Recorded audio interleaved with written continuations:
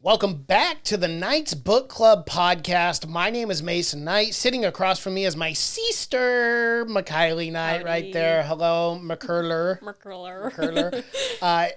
If you guys are new to the channel, please be sure to smash that like button, comment below, subscribe to the channel as we drop book reviews here. Wrong podcast. Wrong podcast, same studio, wrong podcast. But we drop book reviews here all the time. We're very excited to talk about this book as well, McKiley. This was your selection this week. Yep. So this is our third book review. So we're going to kind of break it down. The Silent Patient was your choice. Mm-hmm. And then week 2, I picked The Maid. Mm-hmm. And now we're back to your week. And so I will let you introduce this book. What are we reviewing today, McKiley? We are reviewing Then She Was Gone by Lisa Jewell, and it was published July 27th of 2017. Okay. So 7/27/2017. Nice. Do you want to give me maybe like a fun fact of the author, a little bit of her background? Yeah. I thought this was cool. Jewell accepted a challenge from her friend Yasmin to write 3 chapters of a novel in exchange for dinner at her favorite restaurant.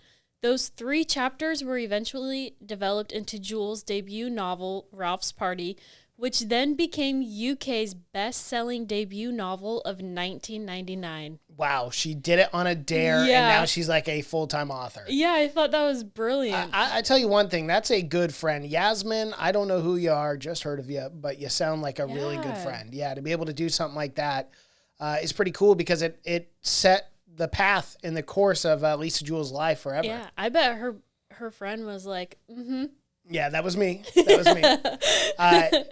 Lisa was also born in London in 1968, and she worked in the fashion retail for years as well. So we'll talk about the book a little bit. The page count here is 384 pages. And if you are an Audible listener like myself, the runtime is about 10 hours on this book, which is really not bad because if you guys are like me, you'll listen to books at 2 speed. Typically, unless the author is unless the narrator is like really bad, then I'll listen at like 1.7, 1.5. But typically it's 2.5. So you get through this in a day, in a work day, which is what I like to do. The genre of this book is a thriller suspense with mystery and a little bit domestic fiction as well. Yes, it is. With kind of the family and everything. McKiley, do you want to give the synopsis of this book? Yeah. So, 10 years after her teenage daughter, Ellie, went missing, a mother begins a new relationship only to discover she can't truly move on until she answers lingering questions about the past. Laurel Mac's life stopped in many ways the day after her 15-year-old her 15-year-old daughter, Ellie, left the house to study at the library and never returned home. Yeah, so a pretty heavy book right off the bat. Obviously, like no parent on planet Earth ever wants to have to, let alone bury their child, but not even know if their child is still alive. Yeah. I mean, that's a very heavy topic in this book. What were your general overall like thoughts on this? I'll tell you, I'll start off just so you can kind of think about it a little bit. But for me, my general thoughts of this book, I really thought, and this is the first book, I'm not going to lie, this is the first book I've listened or read to of Lisa Jewell. But man, the way this book was put together was so well done. It was organized. There was a clear path it was going down, but it still had its surprises. Some of the things were predictable. I screenshotted you at chapter 30, and I essentially called this whole book. But I was missing a few key details, but kind of got the overall of what was going on. But again, the writing is really well done. I thought the dialogue in just kind of understanding Laurel and like who Floyd is in her life and what Ellie meant to her for her daughter, and then dealing with the family dynamic of also her other children as well and not getting along with them as well as she did, Ellie, which kind of gave her a little bit of guilt because early on in the book, she was even, kind of alluding to the fact that she kind of, and this is not a spoiler, it's within the first half of chapter 1, but she kind of wished that Hannah, which was her older daughter, was in Ellie's shoes and maybe Ellie was still there because she had a much closer, and she felt really bad about even thinking about that, but that is what she thought. nonetheless. But overall, very, very happy with this book. One of my favorite we've reviewed so far. I would have to say my favorite until my choice next week, because I loved the book that we were reviewing next week. But this one was really good. A great family drama. Highly recommend. And I cannot wait to actually dissect the story in our spoiler edition. But before that, Mikaylee, what were your initial thoughts? What was your overlay of this book? So I wrote down on my thing, I love this book more than I loved Oxygen. I thought this book was so well done. Honestly, usually I can guess the ending of a book fairly well. Yeah. I had no idea where this book was going. I loved the domestic parts of this book because I'm just a sucker for romance. Laurel's grief throughout the book I felt was extremely well written. I've never had children. I've never had somebody close to me disappear, but the way that Laurel was grieving, and I listen to a lot of true crime podcasts, and parents. Of course you do. Yeah, parents will speak about how they felt when their child was either murdered or captured and taken away. But I feel like the author did her research, and as you just said about Hannah, Ellie's older sister, and about how Laurel wished Hannah was in her shoes. A lot of parents feel that, and then they feel absolutely horrible for wishing that their other child that they're not close to was taken instead. And I don't know, this book was so well written. It was. So well written, and the narration of it was incredible as well. Well, in for all characters, and this is very general here, but every character had their flaws. Yeah. It wasn't a one-dimensional character in any capacity, good guys, bad guys, whatever, however you want to characterize these people. All of them had their flaws. All of them had their, it's just human nature in some of what happens in this book. And you do sympathize with that. You can see where they did wrong, but you also understand the reasoning behind why each character did what they did. Yep. And that's a sign of really good writing. That's much deeper level than just this one-dimensional, I'm really good, I'm perfect, or, I'm a supervillain, I'm an evil person, I did this, this, and that. There were reasons behind everything, and even though you would think some of them are like, oh my gosh, you still got why the character felt that way. So really good writing on Lisa Jewell's part, and I cannot wait to check out more of her books. But with all of that said, Mikaylee, do you have anything else on our spoiler-free before we jump into the full summary of this book?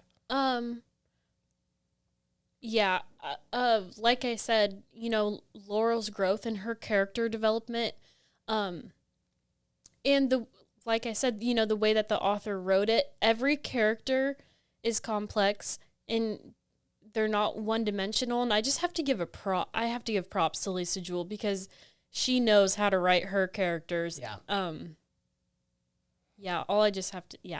Yeah, we can go to the spoilers so I can talk about it. All right. So now we are jumping into spoiler territory. So if you have not read this book, I would encourage you to either, one, just say, to hell with it, I'm going to listen to these two siblings talk about this book just because, or you should turn it off, read the book, and come back to this if you do not want any spoilers. But let's jump into it. This is now our spoiler review.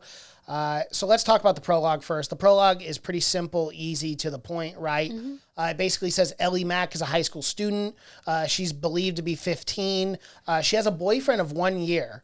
And she's been dating this guy, and she really likes him quite a bit. His name's Theo Goodman, and she is happy. And then suddenly, she goes missing. Yeah. That's the most simple prologue you could imagine. But it catches your attention. It catches your attention because you kind of understand through the prologue that she was a happy teenage girl. She wasn't a normal life. Yeah, normal life. She wasn't like some teenager who had a troubled home where she wanted to run away. Yeah. It was like she was normal and then just disappeared one day. So chapters 1 through 12, we're going to jump into part 1 here. Laurel Mack is Ellie's mother. Obviously, we have Hannah, who is the older child to Ellie, but she is the middle child. And then you have Jake, who's the oldest of Ellie's siblings. Yep. Ellie is the youngest. She's obviously the golden child of the family. She's the smart one. She's trying to get straight A's, but she goes missing 10 years ago. And now we're in May of 2005. Paul and Laurel, which Paul is Ellie's father, they get a divorce because after Ellie, it just was never the same. The family has grown apart, and Hannah is distant and works all the time because we know why Hannah's dealing with all this, and she obviously knows that Ellie was the one that was close to her parents, and so it increasingly makes that relationship very difficult for her and her mother. So we start right away. The last sighting that we ever saw of Ellie McKiley was a CCTV footage of a security camera at the intersection nearby. Yep. There have been no leads at all in this investigation for years. And then 10 years later, there was a TV show that drops, and this is where the book kind of starts. And it's a crime. It's called Crime Watch. And the show talks about Ellie's disappearance. And then through this investigation has turned up, they found Ellie's backpack. Yeah. Yeah, but they found her backpack in the woods, and obviously the police call in Laurel and Paul, separately because they're divorced at this time, to kind of talk about what they found. And then this is when Ellie, or not Ellie, but Laurel reluctantly admits that there was a burglary. Burglary. I'm Ron Burgundy. I can't say that word. I can't say it. Burglary. Burglary? Burglary. Burglary. I'm having a stroke. Burglary. Okay, there was a burglary. There was a thief in the middle of the night. I'm going to change up the words. There was a thief at their house. And Ellie, and this was after Ellie disappeared. But what was really weird is it was stuff that only Ellie would pick up, right? Yep. So it was like candles. It was Hannah's cake. Her mom's candles. Yep. Those are important. Yes. Hannah cooked cake that I guess was like really good. Whatever, baked. I'm not a chemist. I don't know how these things work. You think I've ever baked a cake in my life? No. I know it looks like I have, but shut up. But no. Let's get back to this. Okay. Get back to this. Sorry. But baking a cake, and she's taking all this crazy stuff, right? Yeah. So initially, hearing all this, McKiley, where were you? Where were you in this story? Was it kind of just learning what was going on? Yeah, just collecting as many details as I could, trying to see if I could spot a red herring. Yeah. That's where I was at. I was very intrigued. I don't know. It was just like the passport. I don't know. Okay. So, yeah. So in 2005, before she went missing, we obviously get into the details of Ellie and what she was doing weeks before she went missing. Ellie had been struggling at a math class, and this was a lot to do. Right. She had a B+. But her boyfriend at the time, Theo, was a math wizard, and she wanted to be as good as her boyfriend because, Ellie was the golden child, the overachiever. And Ellie asked for a tutor, and Laurel calls up a neighbor who, her kids are obviously, because they're all in private school, whatever. Yeah. Or special school. Yeah. Smart kid school. And so she calls up a neighbor, and she gives Noelle Donnelly was recommended by this neighbor. And everything went well. I mean, Noelle started Noelle and Ellie initially had a good relationship. Yeah. They were studying together, and Ellie started getting A's. But then Ellie started to get weirded out by Noelle. And she kind of just stopped the lessons. She told the mom, I don't need these lessons anymore. She's asking me weird questions like, what do you want to do out of life? Who do you want to be? Yeah. Just really inappropriate questions. And then Noelle runs into Ellie and offers her some practice materials, for this big exam that she was supposed to take. And Ellie initially did not want to take it. She just wanted to leave. But, being 15, she didn't want to be rude to an adult. So she accepts. And then they go to Noelle's house, and Ellie is never seen again. Yeah. But the issue with that is no one knows where Ellie went because Noelle just took her without telling Laurel or anything. So the last thing that they see is a CCTV security camera footage of Ellie walking and was never seen from again. pretty creepy. Yeah. So now in present day, the police also find some partial human remains. They take some DNA tests, and unfortunately, it is Ellie. She is no longer with us. She was ran over, according to the bones. Mm-hmm. She was ran over by a car and buried in a shallow grave in the forest. And everything seems, confirmed, and now the family can kind of start to process the grieving process, I suppose, even though it's been 10 years. But a month later, after Laurel is kind of grieved and she's become less of a bitter woman, because in the beginning of the book, she was awful. She was awful. Not a good.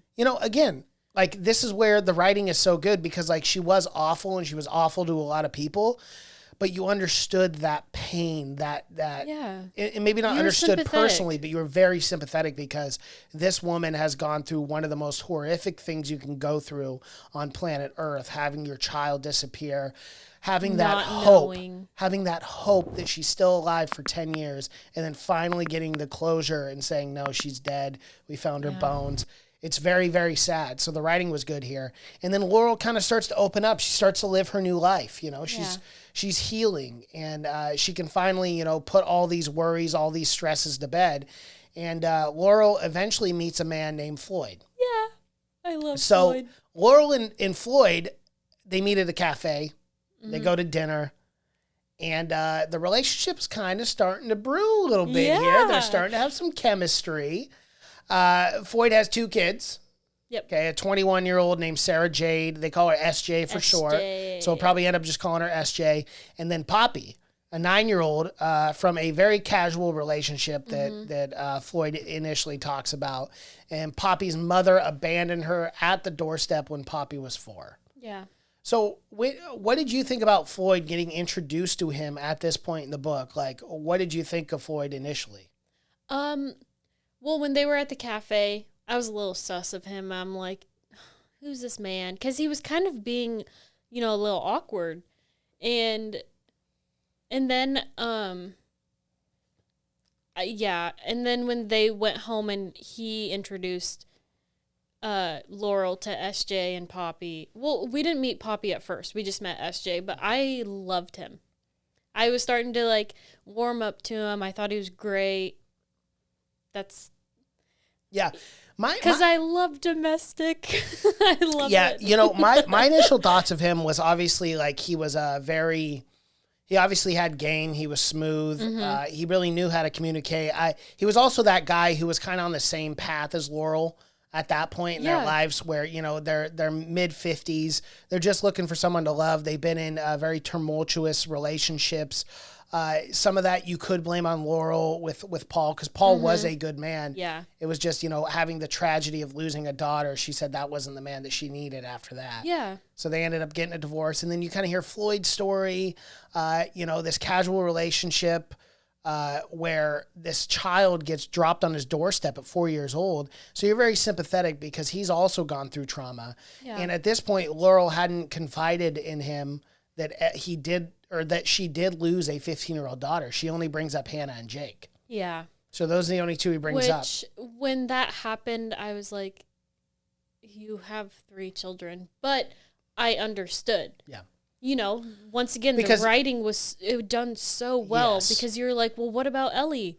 But again, you just met this man. Exactly. You don't want to drop everything on someone on the first date, because then it's like, you have baggage. Well, it's not even baggage. It's just a matter of not in a bad way. Right. But it's more of so you go out on a first date and then someone confides in you everything, and you're like, whoa, how serious is this? This is the first date. And she didn't know. She didn't want to do that. Yeah. And that's where I do understand.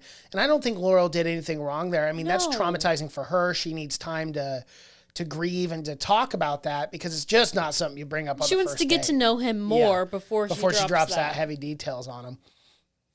When he also dealt with, some trauma as well as raising a 4-year-old child on his own. Yeah. So they feel like they have something in common, which is pretty cool. We do learn more about Floyd too. He obviously wrote a few books on mathematics and a number theory. Yeah. And this is where, I'm not going to lie, early on in the book, I started putting the pieces together. I go, oh, a math guy. That's interesting. Yep. Who else? Oh, math. Oh, okay.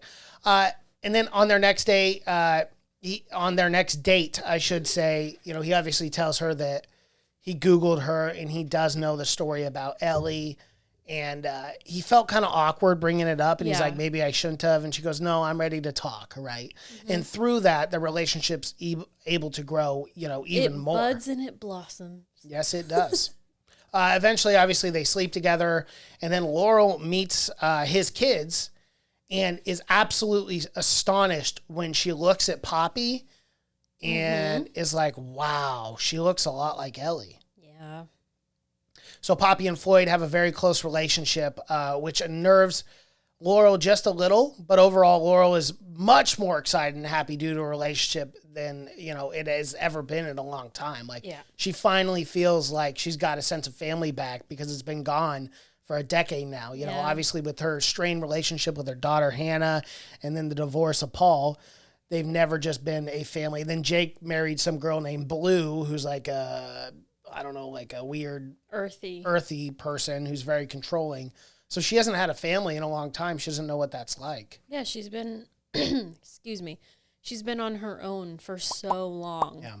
So it is nice. It is nice to see Laurel, especially from the start of the book, now begin to be happy and actually enjoy her life for once and not be just a miserable, sad person, Yeah. But then Hannah pays Laurel, Hannah, which is her middle daughter, right?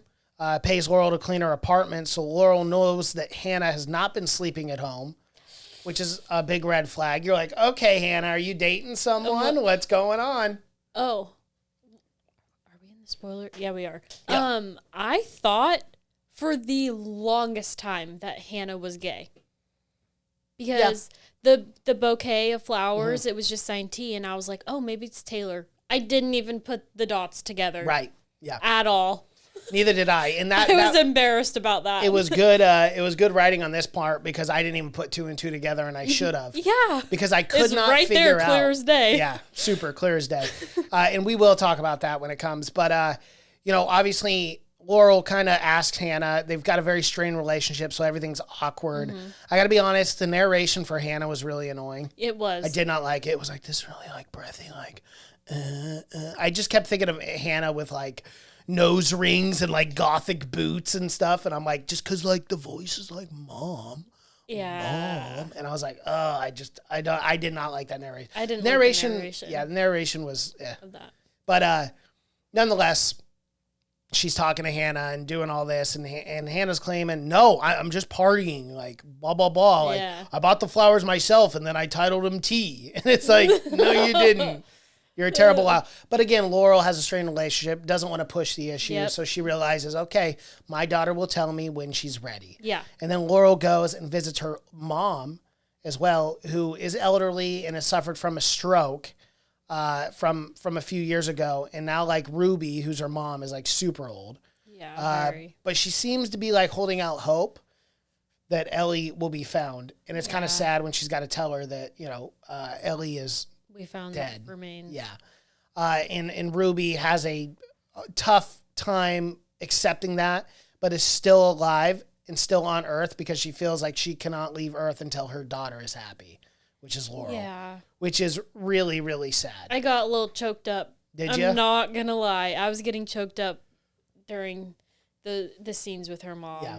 Well, especially towards the end of the book, too. Yeah, very therapeutic for Laurel.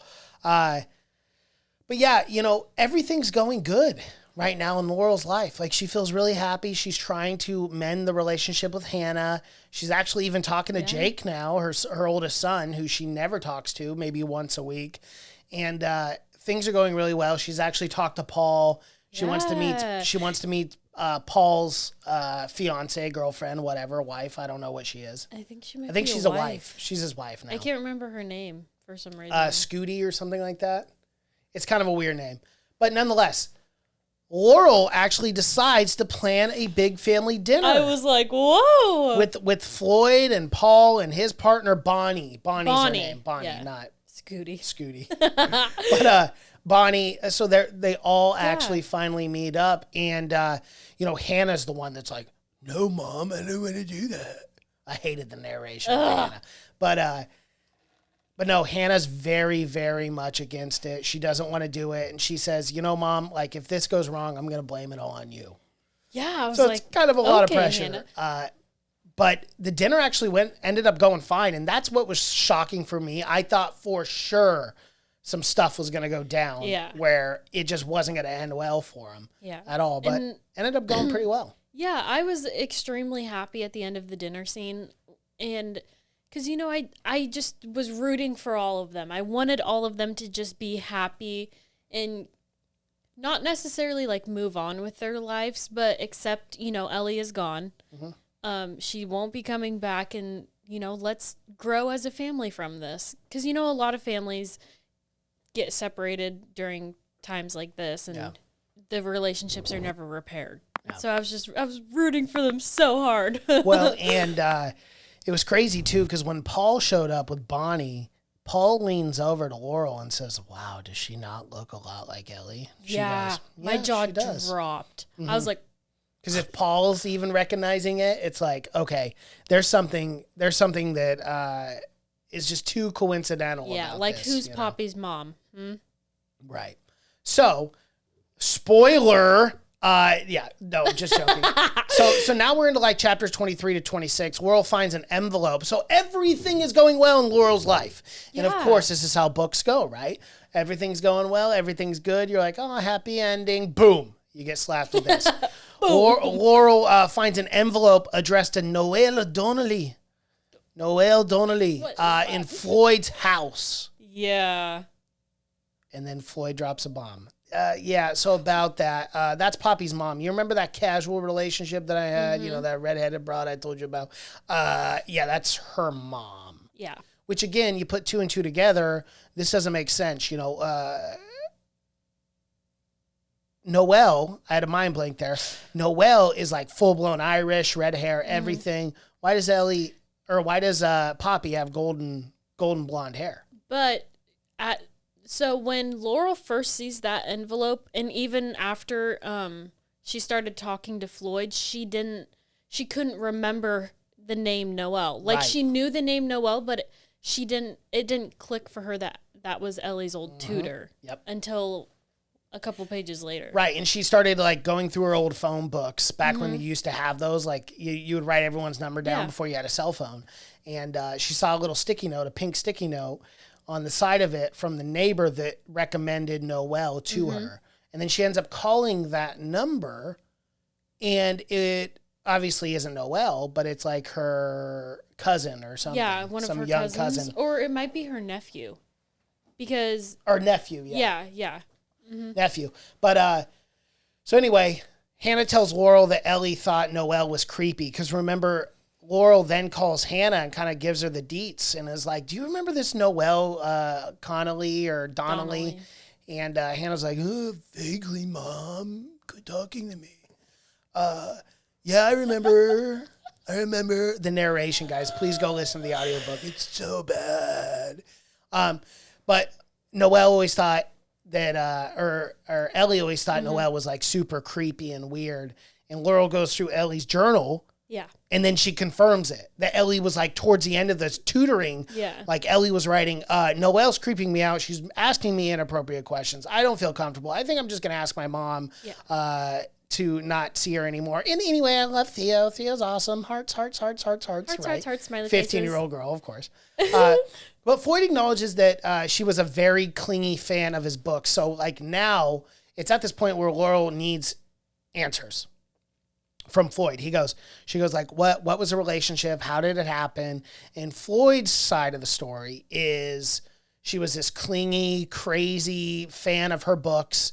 And, they had intercourse, and then it was kind of like they just kept having sex over and over just because it was just a fling, right? But she took it too serious. She got aggressive, and then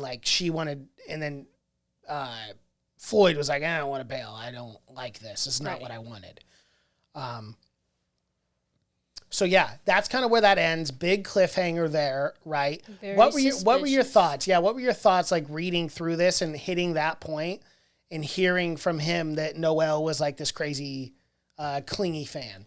I really, I did believe him when he said that she was like that she was clingy and she was kind of crazy, because even with the like with Ellie and her journals and even Hannah confirming it, I was like, there's something wrong with Noelle. Like there's something not right. And then, he was saying that and I was like, she probably is. She probably is this crazy person. And I was extremely suspicious of her from the get-go, because Ellie said that she smelled, what was it? She smelled like Chips. Yeah, like chips. And cats, I think. But I was very suspicious of Noelle. Yeah. And I knew she was going to do something not good. Right. Well, yeah, and you definitely get that sense. Sorry for the sirens if you guys can hear them. We are in a crime-ridden place. No, I'm just joking. Oh, gosh. So anyway, so now Jake's girlfriend, Blue, randomly calls Laurel because remember, Laurel was like, Jake always calls me on a Thursday. Why is it Wednesday? And Why is she he was calling? freaking out. Right, and then she immediately is like, what's going wrong, on? Blue? Where's Jake? And Blue just casually thinks, she's like, I've been thinking about this whole weekend, and like, I'm like this super spiritual like guru, and like I just have these auras that like when I feel the synergy and the energy and the trisynergy of like everything. And I just want to let you know that like Floyd has got this really dark aura around him. And Laurel, I should say, is like, girl, you're crazy as hell. Okay, I know you're controlling and possessive. She goes, I am completely dismissing this. And then Jake gets on the phone and says the same thing to her mom, that she just didn't feel right about it. And then she kind of slams her son. It was like, you couldn't judge someone if it, hit you across the face, right? So she kind of gets mad at Jake. What's up? Okay, yes, Blue is kind of weird, but I agreed with her in a way. Like, there was something wrong with Floyd, because I get these gut feelings around people, and I'm right almost every time. Mm-hmm. And it's like, it's not really that difficult to read somebody. And I don't know, like, I really wanted Laurel and Floyd to be happy and yay. But, I was also like, maybe you should listen to your kids, because if they're getting a vibe from this guy, they're just looking out for your best interest. They're not trying to sabotage you or your relationship, but just keep an eye out for something, Yeah. And I understand why Laurel did get immediately defensive, because, it's the first time she's happy in like 10 years. Right, and then someone's going to tell you that they got a dark aura around them, and you're like, well, this is foo-foo. Like, I'm in love. Like, this is, yeah. I haven't been happy in 10 years, and now you guys are calling me. And like, Blue, when's the last time I talked to you? Yeah. You never talk to me. I only talk to my son, and then the one time you do talk to me is to tell me that my first boyfriend in 10 years, has got a dark aura around him. Yeah. So like I did get Laurel's part there, because that is frustrating. Yeah, and that's another example of how the writing was so well done. Yeah, because like you get Blue's point, like she was just trying to help out, Yeah. and like she even does say that. Like I think Blue was a good person. And then you also understand on the side of Laurel, because like she's finally happy, and it's like now everyone's changing things on her and whatnot, and it's rough. It's really rough, but it is what it is. So Laurel finds out SJ is seeing an older married man. Okay. Oh, SJ, my girl. So she's seeing an older married man as well, and come to find out that it's not just like some guy that she randomly met. It's like her art instructor at her college. Yeah. And like she's already posing in the nude and stuff to do like these art photos and whatnot. Mm-hmm. And obviously Laurel advises SJ to end it. And then she opens up and tells her about how when she was younger, she actually did the same thing. She actually was in a relationship or I guess, some sort of relationship with a married man when she was younger. And that things did not go well for Laurel either. Did I skip? Did I? I did not remember that. Oh, yeah, no, it's in the book. SJ expresses interest in Ellie's disappearance. So after they kind of have this heart-to-heart, this really, like, deep moment between each other, because SJ's never really had a mother figure. Mm-hmm. I mean, she does, because she goes back and forth, but she fights with her other mom a lot. So this was, like, a really good moment for them to, like, open up and connect. Mm-hmm. And then SJ expresses interest in Ellie's cold case, which isn't really a cold case anymore, but at least her disappearance. And it's fascinating because they go back and forth, and then eventually SJ tells her. She tells her, she goes, hey, I don't know what I saw. I was young. I could have just been reimagining it in my mind, but I did see a month before Noelle was supposed to give birth to Poppy, she definitely wasn't pregnant. Dum dum dum. I was like, what? Yeah, so that's the big moment where you're like, okay, everything's fallen into place. I see exactly where this is going, and I'm not a fan of it. I had to go back and re-listen to that part a couple of times. Yeah, because I was like, did I hear that correctly? Yeah. So you kind of know right away, but again, the writing just keeps you through this all the way. Like, even knowing that big thing, it's just like the writing's so good, it just blew by. So chapters 27 to 35, from Noelle's perspective in the past, Noelle grew up with two older brothers, right? Two younger brothers and a younger sister who died when she was 8. And Noelle did not have a good relationship with her family or her parents. It was another one of those things where they kind of wish that Noelle would have died instead of their 8-year-old daughter, because the 8-year-old daughter was prettier and smarter and yada, yada, yada, more what the parents actually wanted. And, we get into this very tragic story of, like, Noelle and the life that she lived, because now she's writing to Floyd. And then she talks about when she finally found Floyd's book, and she must have read it a dozen times, right? And so now you start to see this obsession. She's obviously looking at his pictures a lot, and randomly, and you could say randomly, but it was definitely planned. Floyd had a book signing, and Noelle was there. And they kind of have a conversation, blah, blah, blah, kind of flirting a little bit. And then she says, oh, my gosh, I live on Strode Green, too. Yeah. Red flag. Yeah, you could say that. Because he was going to take the train. He was. But she ended up finding out that they live a few roads down. And then Noelle starts to write. And every day I would just notice I didn't have milk or I didn't have eggs. So I'd go to the store every single day hoping I'd run up. And just 3 weeks later, she finally ran into Floyd. And Floyd actually remembered her, which made her even more crazy.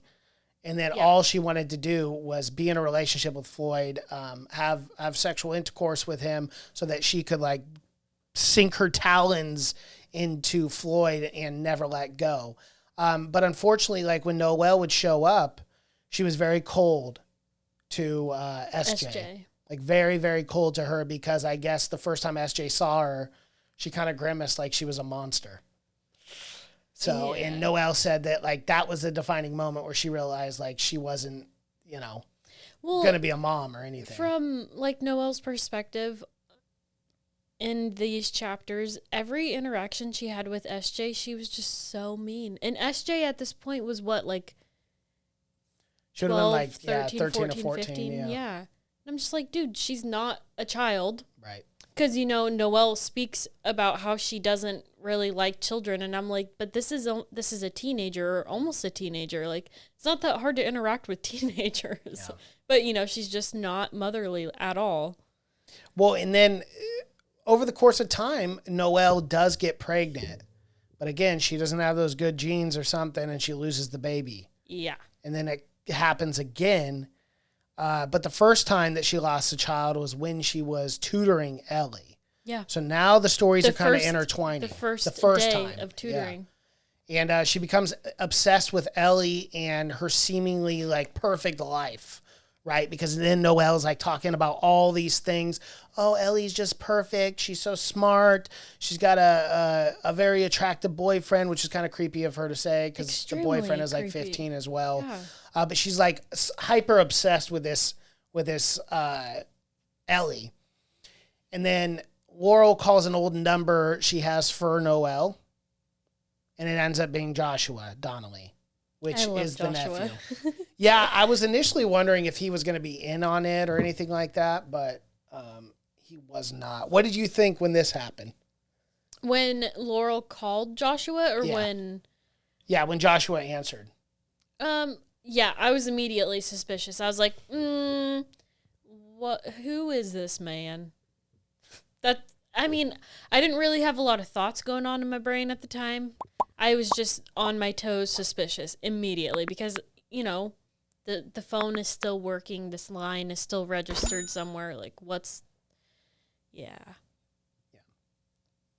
I didn't really have a lot of thoughts. No, I'm not going to lie. Okay. Just suspicion. So anyway, so they start having a phone conversation, Joshua and Laurel's kind of asking questions and stuff. And Joshua is a little hesitant at first, like, who are you? Why are you calling? Why are you asking about Noel? Are you a writer or whatever? Are you a reporter? Yeah. And then eventually, Laurel opens up and says, this is more about Ellie and the disappearance. And then Joshua kind of lights up and was like, well, you can come over and check out the place. Red flag. And, I thought that was kind of weird. And I was like, don't know if this is a great idea. Does he know something? Right. Yeah. Yeah. Well, and then she shows up to Joshua's place, which is Noel's old apartment or whatever. It was a house. They eventually bring Laurel down to the basement. Now, these boys are not clean. Yeah. Not sanitary. I was going to say, Joshua, when he was like, what was he saying to Laurel? He was saying something like, you can go down there by yourself, or I can take a video and do it for you. Yeah, he was like, or text someone and let them know where you're at. That's when I knew. I love that. I was like, he's a good guy. Yep. Immediately. Yep. I totally agree, because as soon as that happened, I go, oh, okay, he's not a bad guy in this. Yeah, and he wanted to make her comfortable, and he wanted to make sure, like, I'm not going to do anything. I'm not going to hurt you. Right. And when Laurel didn't text anybody, I was like, oh, come on. Do you not listen to Crime Junkies? Yeah. I was like, please just text somebody. But it was her inner monologue in the book where she was like, that's when I knew I was safe. Yeah. Because people who are going to, go do out of unspeakable their way. Things to people in a basement and keep them there are not going to be like, yeah, shoot your friend a text before you go down, Yeah. Let them know, send location, Mm-hmm.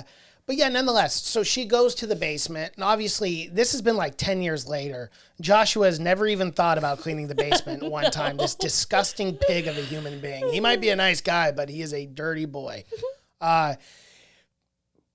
So they go down there, and it's just absolutely gross. There are hamster cages stacked everywhere. There's like 20 or 30 dead hamsters. You see a sofa, a TV, and a bunch of dead carcasses, which is absolutely disgusting. So through this discovery, Laurel finds this very, very odd.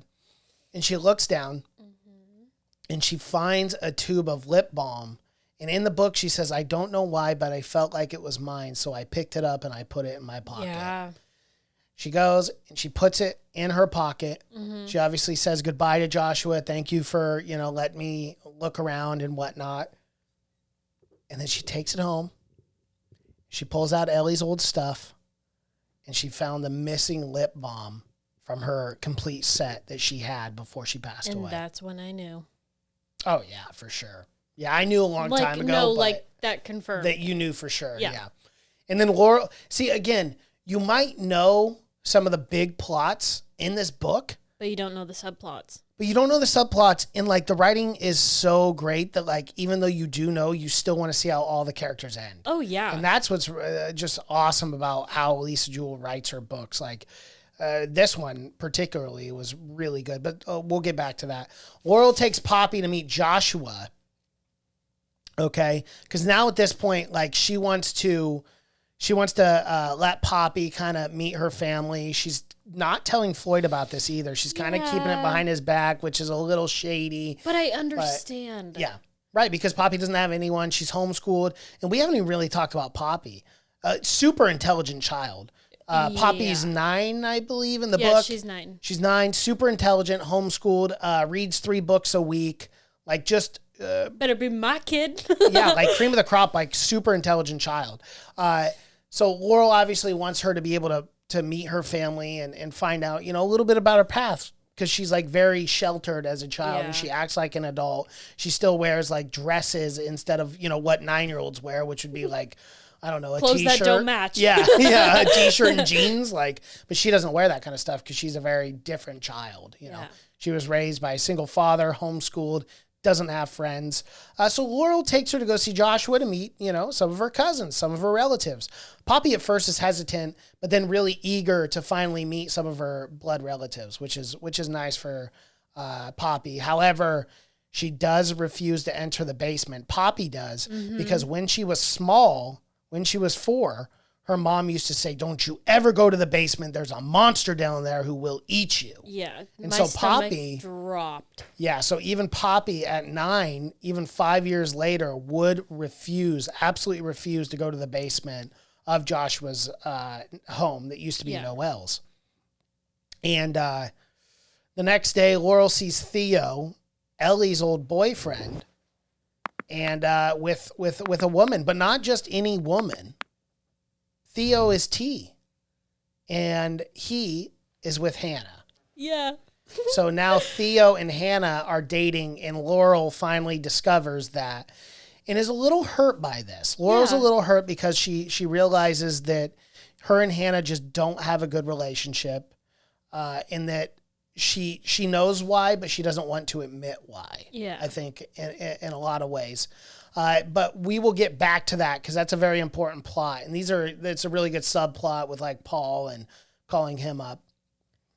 I just don't want to jump around too much. Okay. So from Noelle's perspective in the past, this is Noelle again. So we go back in chapters 36 to 49. We start kind of figuring out Noelle and her devious, evil plan here. After Noelle kidnaps Ellie, she keeps her in the basement.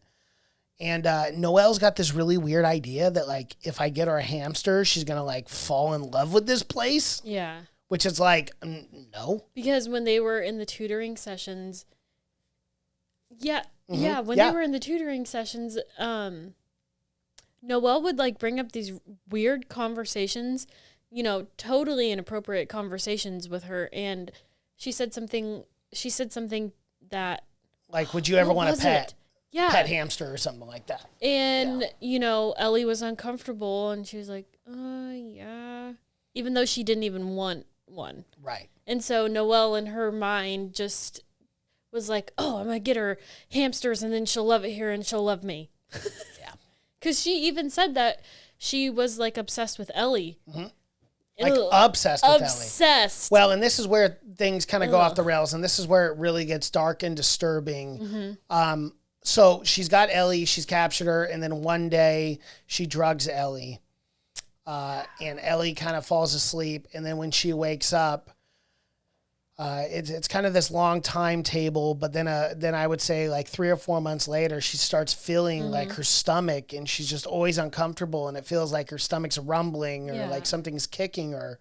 And then Ellie soon finally realizes that she's pregnant, which is a absolute mind-bending thing for Ellie, because Ellie obviously had brought up the fact that she's 15. She said she was a virgin, golden child. So now she's just complete. I mean, imagine being a 15-year-old captured and then being like, "Oh my goodness, I'm pregnant," not realizing, never had sex before, like a virgin. Yeah, it's got to be terrifying for Ellie. Living with a psychopath, right? Living with a psychopath who hits her sometimes when she gets mad at her.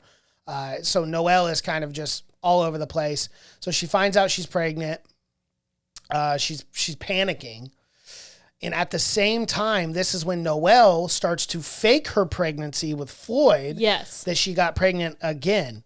And so this whole story is developing. And then you really see the relationship between Noelle and Ellie. Ellie's trying to play it cool. Yeah. Trying to play it because her class just learned about Stockholm Syndrome. Yeah. So she's trying to like really not piss off Noelle too much, trying to get in her good graces and whatnot. But it's very hard for her to do because Noelle's kind of a creep. Yeah. Kind of a psychopath. And I mean, just imagine being in that situation, only having one person to be in contact with. Yeah. 3 times a day. Yeah. I don't know.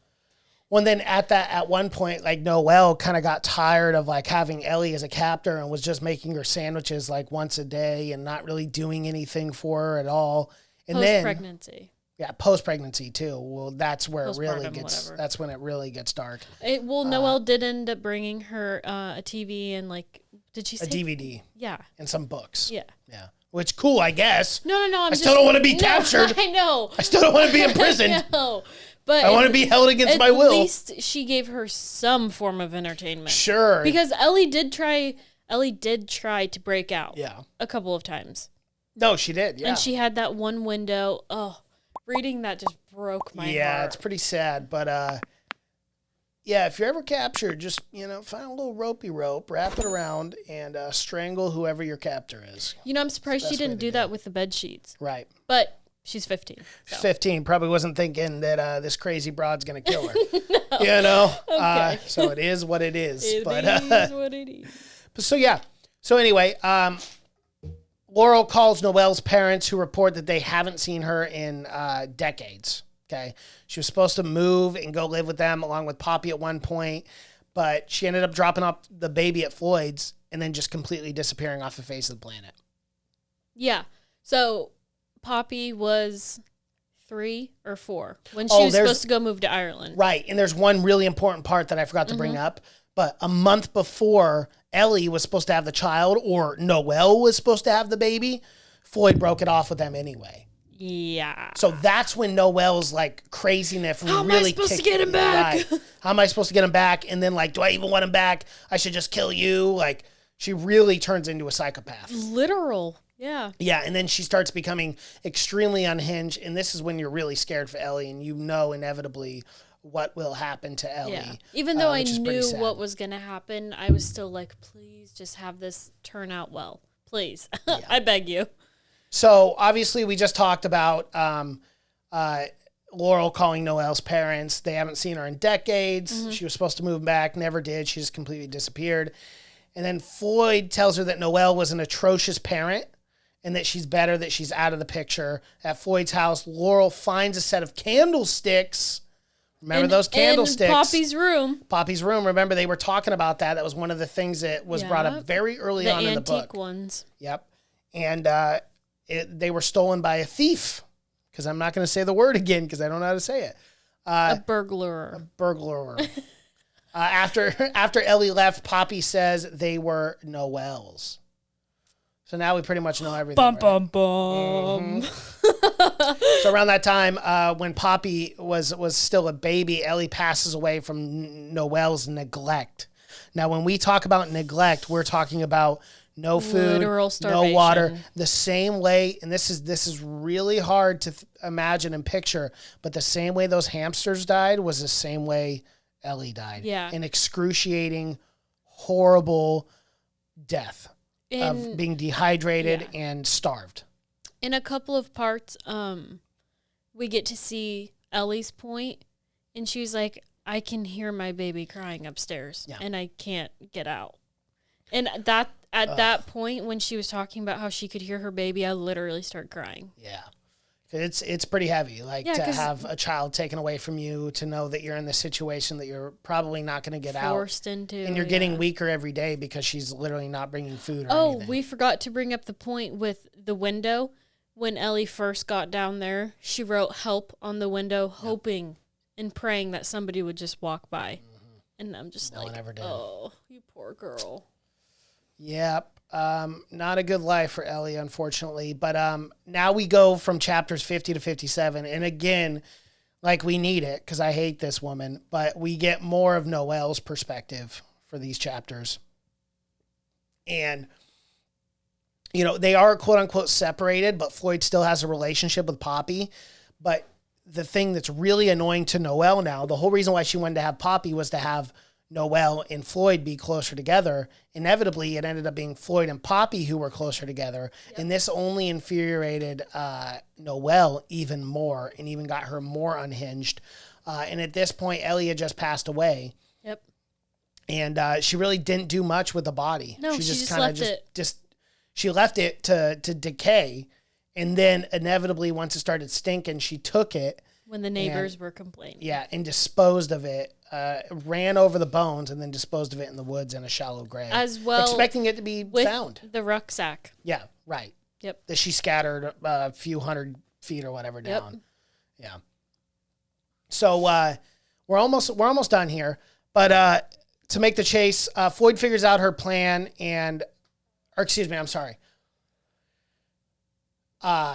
Noelle decides to move to live with her parents, right? She's obviously planning to just leave and take Poppy with her and try to hurt Floyd in the worst way possible. And hoping Floyd would follow her to Ireland. Of course, because she's got that crazy thought in her head that, oh, he still loves me. Like, what, would he just leave SJ? Yeah. Fine. He has another child. He's got a teenage daughter at this point. Yeah. But Floyd figures out her plan and wants her to give up Poppy. Noelle finally admits that she's not a mother. She's never been a mothering type. And then she drops the bomb and says, oh, BT Dubs, not your child. Had nothing to do with you. Do you think I'd want your DNA? Do you think I'd want your sperm? Nope. I got that on the internet from some 6'1" guy who looks a lot better than you. This isn't even your child. Oh, and BT Dubs, it's not even my child. Now he's like, okay, what's going on? Hold the phone. The part of not my child, I can accept, but you I'm sorry. Can you just go back a little bit? Did you just say she's not your child either? And she's like, yeah, that's what I said. Yep. You pretty much have it all right. Yeah, I'm glad you were listening. Glad you were following along. And then Noelle says, also, I don't want the baby anymore. And she says, I'm out of here. You can have this stupid child that's not even ours and that, you don't even deserve to have. Like, I wouldn't want your DNA anyway, blah, blah, blah, blah, blah. And she's antagonizing. And eventually Floyd loses it and he attacks Noelle. Yeah. And that's all we know is that, like, he hit her one time over the noggin and knocked her out. Bonk. So, yeah, bonk. So now from Laurel's perspective, in like present day, Laurel talks to Paul about Hannah and Theo. Right? Paul is obviously her ex-husband, and Paul has a very good relationship with Hannah. And, obviously Laurel asked Paul, hey, did you know about this? And he goes, yeah, of course. I knew for months. Like, Hannah tells me things that she doesn't tell you. And then Paul says Hannah is cold to Laurel because she knows that Laurel always wished that Ellie was the one who survived. Oh, that hurts. Yeah, it was tough for Laurel to hear that. And, Laurel kind of has an epiphany there, I guess, if you want to call it that, and kind of says, I need to try and make amends the best way possible. And she calls Hannah. Yeah. And, she says that, I know that you're dating Theo, and I know you didn't want to tell me, but, I love you so much, and I am so incredibly proud of the daughter and the person you are now. Yeah. And it was just a voice message, Hannah never picked up or anything, but it was a really good we never got her response to that either. Like how she felt about that. But I'm actually okay with that. So am I. Yeah. It's kind of cool how you left it, open ended like that. Form our own conclusions about that. Yep. So yeah, Laurel goes into Floyd's study at this point, and he sees there's a bunch of newspaper cuttings of Ellie's disappearance. Because Poppy and Floyd went to go get a Christmas tree. Yes. Yeah. And these paper clippings were even before they had even met. Yep. So this is a huge red flag for Laurel. She starts to get, She goes into investigator mode, yeah. And then around the time the Crime Watch show aired, Laurel celebrates Christmas with Floyd and Poppy, but man, she just doesn't feel like something's right. Yeah. Which, how can you? And he drops the I love you bomb. He does. And then, of course, Blue reiterates that she thinks Floyd is fake and is hiding something because they're kind of amending now. And they're like, no, I understand. You come from a good spot, blah, blah, blah. And then Floyd tells Laurel he has a surprise for her. And this is where we get towards the end of the book. Yep. And this surprise is probably not the surprise that you wanted. But it is a surprise. In all technicality, Laurel finds a card where Floyd admits that there's something he's just not telling her or has not told her. He lets her go to the study.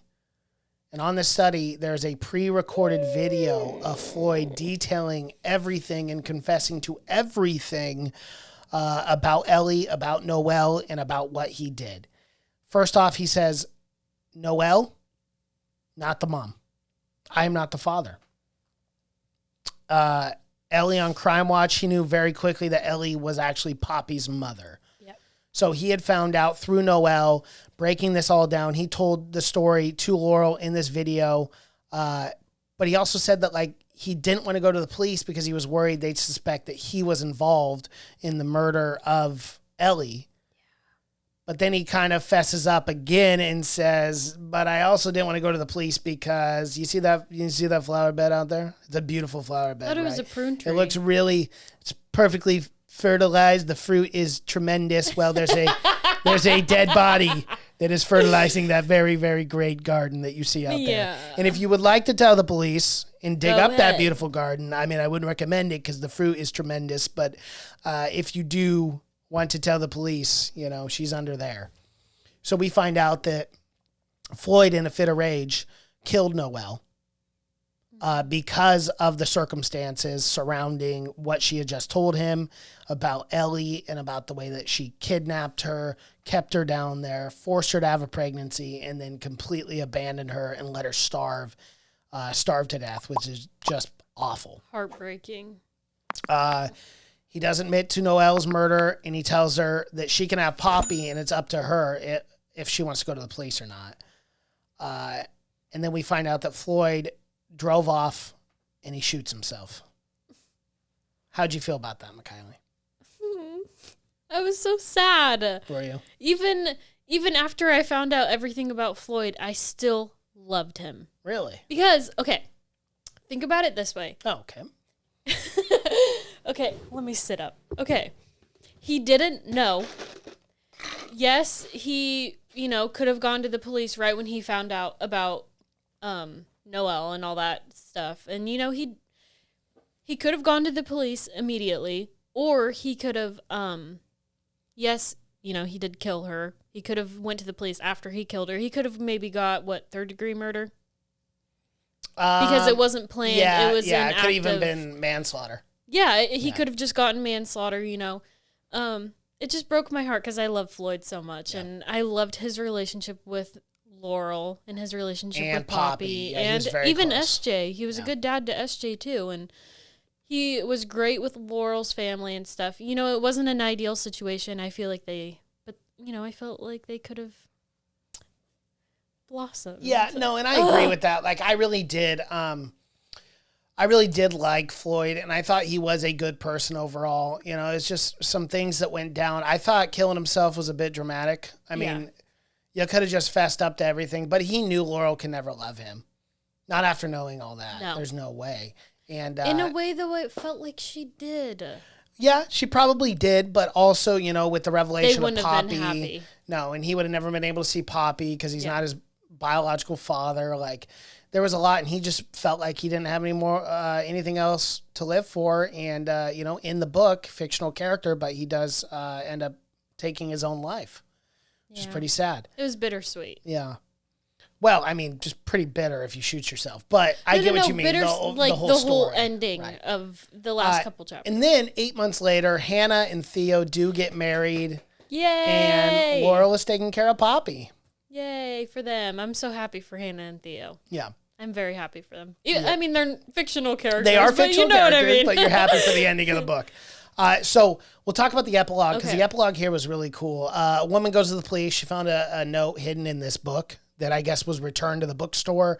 The author of the note, too, is Ellie. And what she says is she writes about Noelle keeping her captive, which is pretty alarming if you were to get that in a book. And she also says that she loves her family and for someone to find Poppy and tell her that her mom loves her. And that's how it ends. Cried. Yeah, it's pretty sad. It's pretty heavy. I guess there was an alternate ending. Yes. I don't know. In the book, there was an alternate ending? I'm pretty sure the author. Or fan fiction or something. No, I think Lisa It's Lisa Jewell who wrote Lisa this, Jewell, right? yeah. Okay, yeah, we've done so many books already. I'm pretty sure she posted somewhere online because I don't think I have the physical copy upstairs in my room, so I can go look and see. But she probably posted this somewhere online because some people probably were not happy about that ending.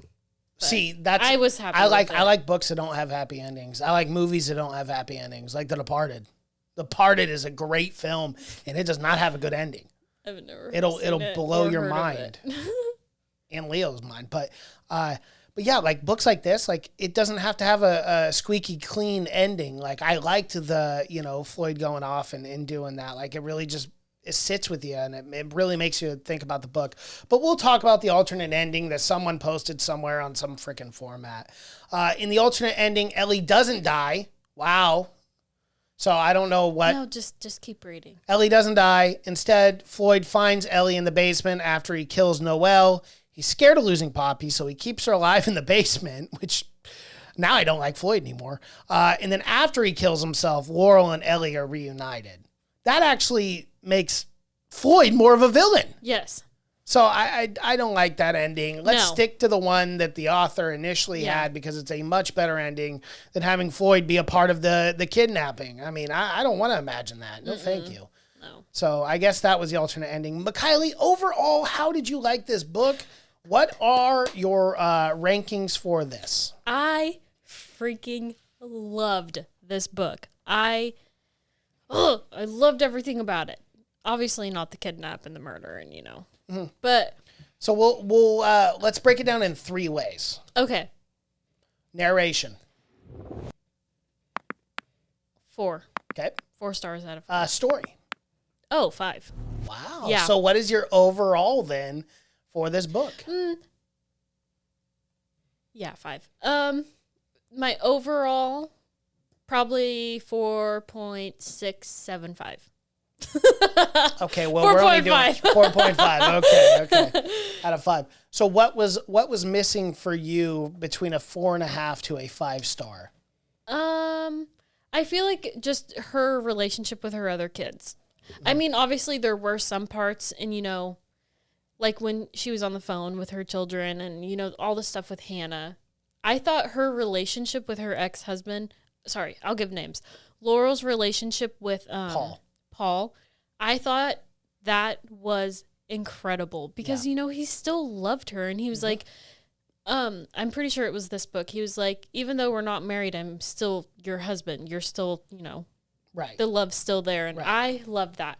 I just wish we kind of got more with Jake. Yeah. Which it's understandable, the other daughter, that makes sense. But I think, the family aspect, I could have gotten a little bit more.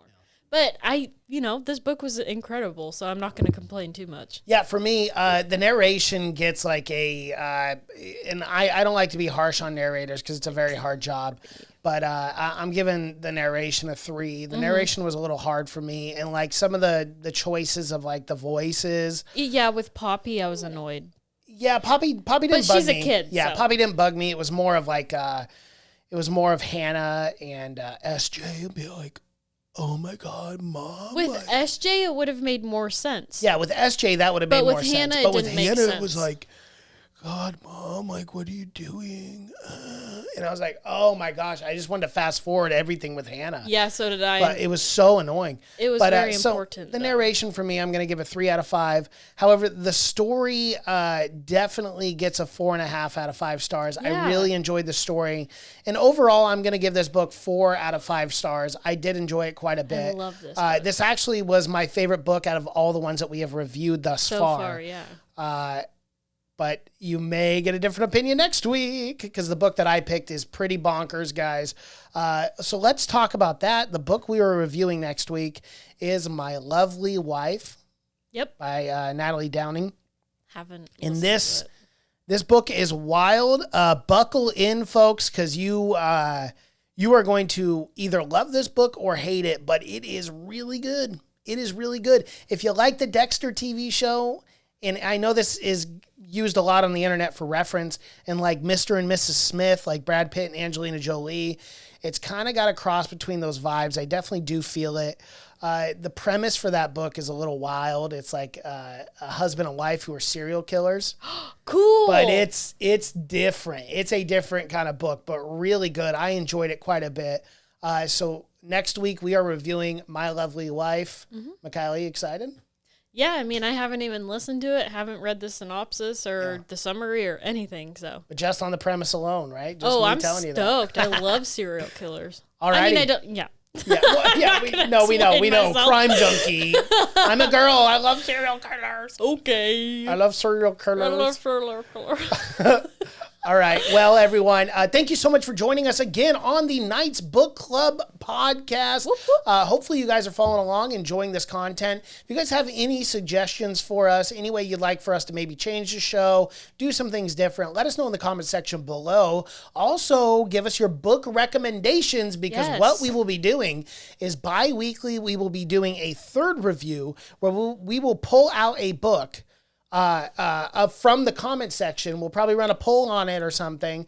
And then the number one book chosen by you, the people watching this, we will do a full-blown summary review of that book. So stay tuned. Be sure to smash that like button, comment below, subscribe to the channel as we drop book reviews here on the Knights Book Club. Thank you so much for watching and listening. My name is Mason Knight. That is Mikayla Knight. And until next time. Bye.